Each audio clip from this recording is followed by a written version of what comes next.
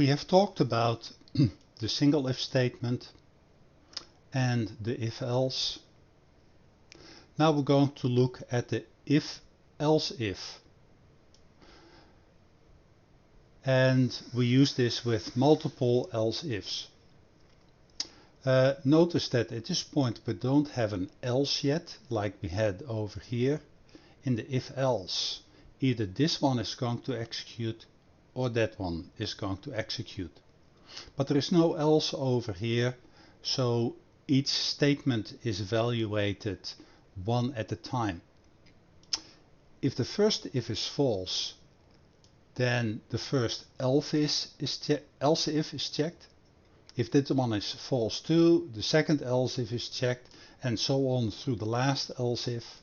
And if the last else if is true, that code is executed. If the last else if is false, no code is executed. So this is a program where you enter a numerical score and you get the letter grade.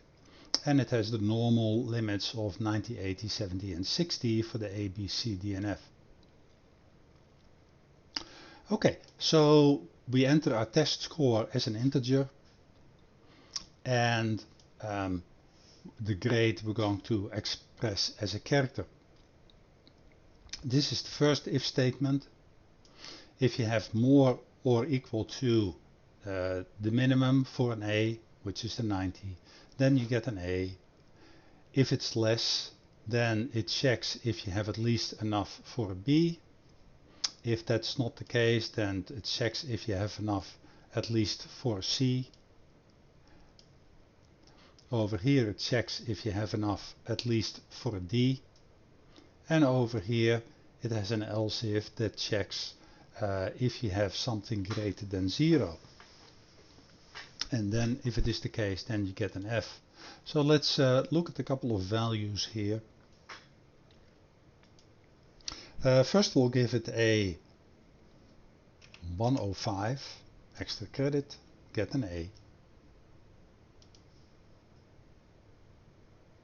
We'll do a 95, that's an A. We'll do an 85,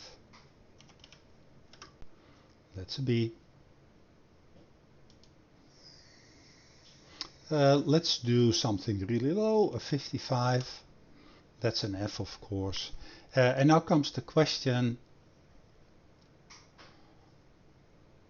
what happens if we enter a negative score? And if you look at this, you're going even lower than this over here. This, if you have a negative score, this is not true. So we're not going to see that we have an F over here.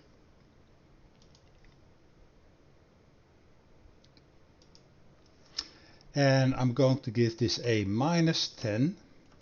And you see that the message is your grade is, and then nothing. Over here we get the character F. Over here we have no character at all. So you see that there is no else statement over here. I consider the else as a catch-all, and it's really good practice to always include an else, and we're going to look at that too.